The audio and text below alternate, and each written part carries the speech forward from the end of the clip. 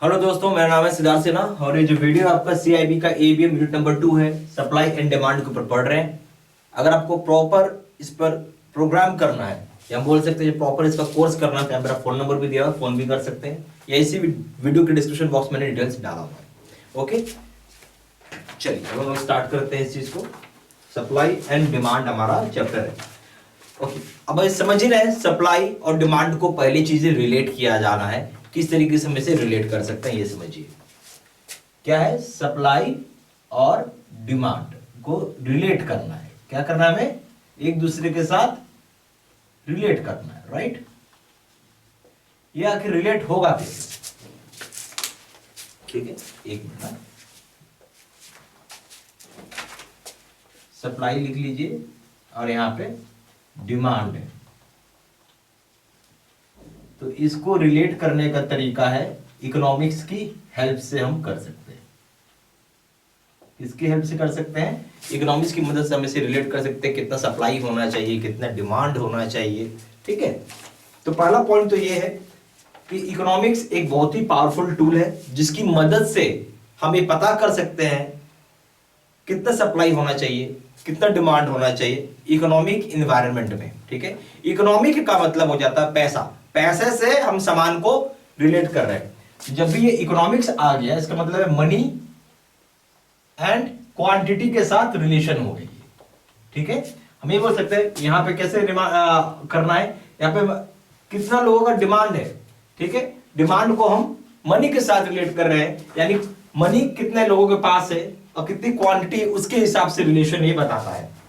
एक भाषा में आप ऐसा समझिए, हम यहां लिख सकते हैं मनी और क्वांटिटी को रिलेट करने का एक तरीका है इकोनॉमिक्स। क्लियर हो गया बात? इसी चीज को हम लोग एक परिभाषा में लिख लीजिए, डेफिनेशन में लिख लीजिए। हम क्या लिख सकते हैं इकोनॉमिक्स को? इकोनॉमिक्स का हो जाएगा powerful tool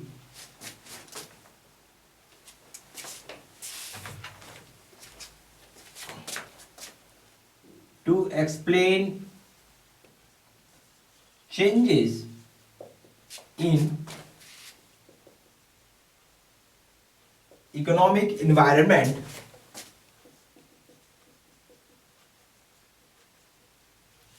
through supply and demand। ठीक है, इसका थ्योरी बता के, ठीक है, हमें यही पढ़ना है, सप्लाई एंड डिमांड थ्योरी पढ़ना है। तो बेसिकली एक बहुत पावरफुल टूल है इकोनॉमिक्स। समझ में आ रही है बात आपको? जिसकी हेल्प से हम क्या क्या इकोनॉमिक चेंजेस आ रही हैं हम उसको पता कर सकते हैं। ठीक है, वो कारण बताता किन किन कारण से चेंजेस आई। ये थ्योरी आपको, यानी हम अब जो बात कर रहे हैं सप्लाई एंड डिमांड थ्योरी, तो यहाँ पे सप्लाई एंड डिमांड थ्योरी आपको क्या बताता है? सप्लाई एंड डिमांड थ्योरी ये बोलता है कि कंज्यूमर का प्रेफरेंस बताता है कि कंज्यूमर डिमांड क्या करना चाहिए। प्रेफरेंस का मतलब है, एग्जांपल लीजिए, हम एग्जांपल समझेंगे तो बहुत इजी रहता है। कोई पेन बनाने वाली कंपनी है, ठीक है, कंपनी है, मान लेते कि पेन की एक ही कंपनी थी जिसका नाम है रिनोल्ड्स। ठीक है, पहले एक ही था तो इसका क्या हो गया? मोनोपोली हो गया। बट बाद में और कंपनी आई जैसे पार्कर, जैसे रोटोमैक, जैसे लिंक, लक्सर, ऐसे बहुत सारी कंपनी आ गई। ठीक है, अब ये क्या हो गया? मोनोपोली खत्म हो गया। अब ये खत्म हो गया। अब आपके पास ऑप्शन है कि यहां जाए, यहां जाए, यहां जाए, यहां जाए, यहां जाए, बहुत सारी कंपनी आ गई। ठीक है, मान लेते हैं कि सारी कंपनी का दाम 10 रुपए का पेन है, ₹10 में पेन यहां भी मिल जाएगा आपको, यहां भी मिल जाएगा, यहां भी मिल जाएगा, यहां भी मिल जाएगा, यहां भी मिल जाएगा। तो कंज्यूमर के पास क्या हो गया? चॉइस हो गया। सारा समझ में? चॉइस है, जिसका पेन उसको ज्यादा अच्छा लगेगा वो उसका पेन वो खरीदेगा। ठीक है, that is known as consumer preference. Choice बोलो या हम इसको प्रेफरेंस बोल सकते हैं। ठीक है, इसी चीज को हम लोग जरा लिख लेते हैं।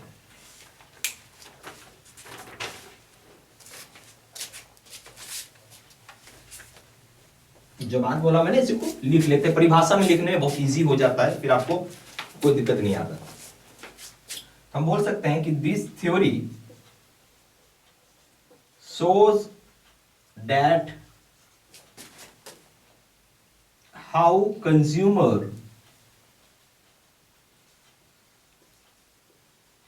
प्रेफरेंस determine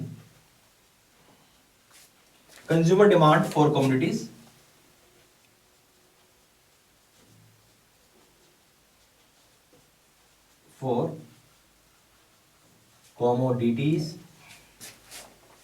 ठीक है, ये समझ आया बात कि कंज्यूमर डिमांड कमोडिटीज के लिए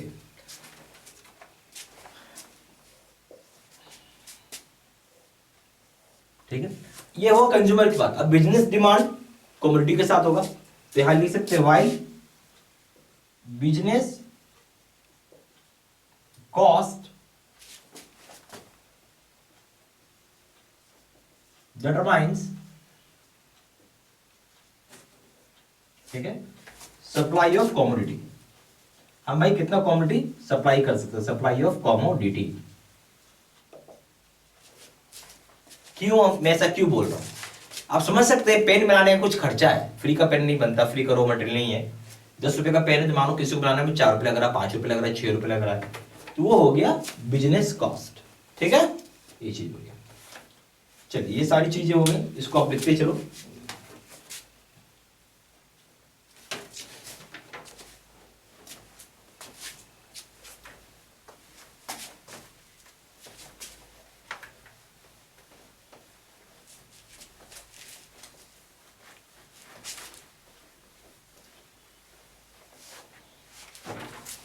अब आइए हम बात कर रहे हैं, प्राइस को हम रिलेट करना चाहते हैं किसके साथ, क्वांटिटी के साथ। क्वांटिटी हटाइए, डिमांड लिखिए। ठीक है, क्या लगता है, क्वांटिटी नहीं होगा डिमांड होगा, क्या लगता है प्राइस से डिमांड क्या है? नेचुरल सी बात है, कोई भी सामान है, मान लेते एक पेन है, ठीक है, उस पेन का एक क्वांटिटी है पेन, ठीक है, उसकी डिमांड खूब ज्यादा है, बहुत हाई है पेन की डिमांड। क्या होगी, पेन की डिमांड हाई है, ठीक है,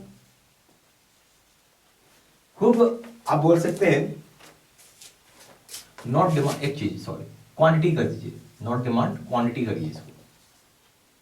प्राइस को हम रिलेट कर रहे हैं क्वांटिटी के साथ, नॉट डिमांड, क्वांटिटी।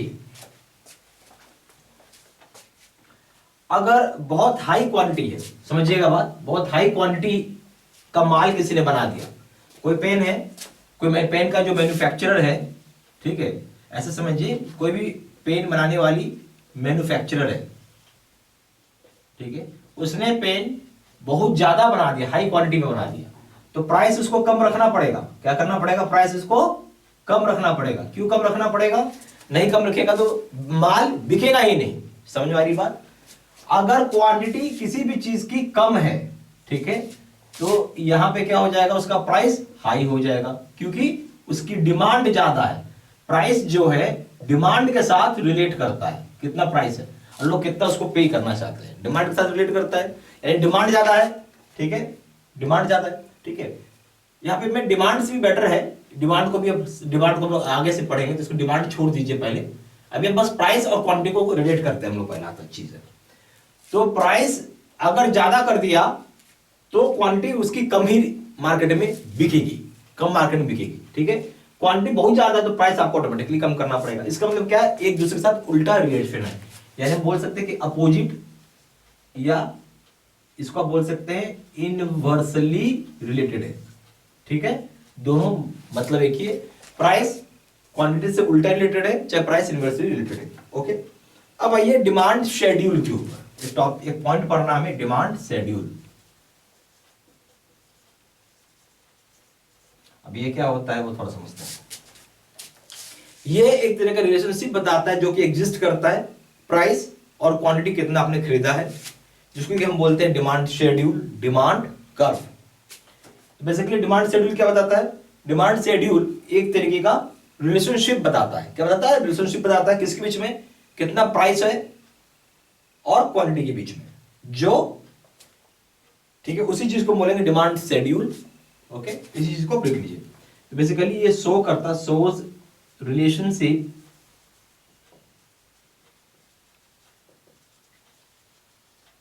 बिटवीन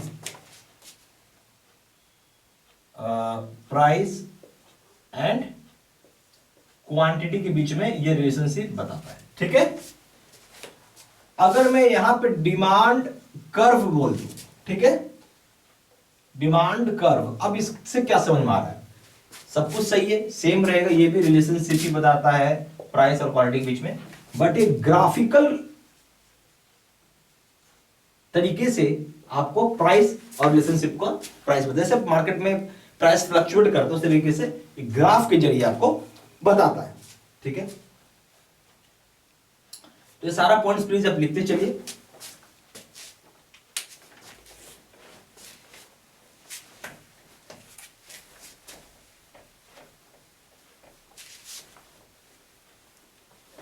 अब आइए,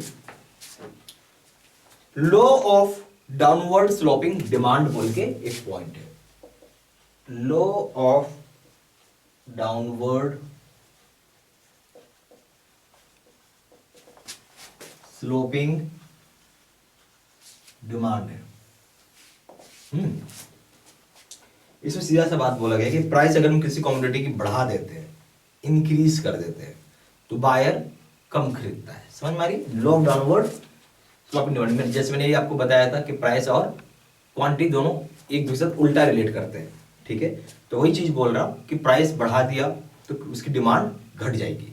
ठीक है, यानी प्राइस बढ़ाने से क्या होता है, उसकी क्वांटिटी घट गई यानी डिमांड घट गया।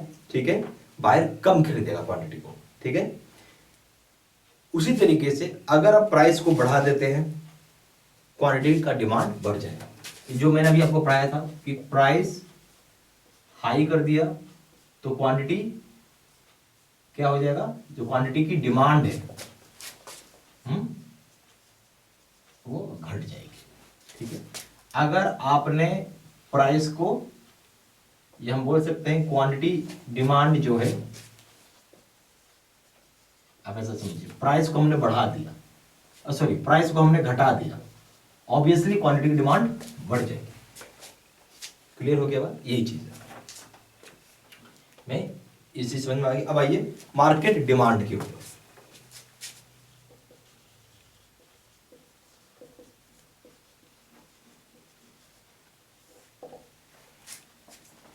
मार्केट डिमांड दो चीजों से चलता है, यानी टू थिंग्स से चलता है, बोल सकते हैं।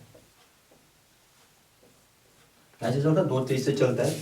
पहला है सम टोटल, कितना इंडिविजुअल डिमांड है, कितना इंडिविजुअल डिमांड है, ये उसके ऊपर बात हो रही है।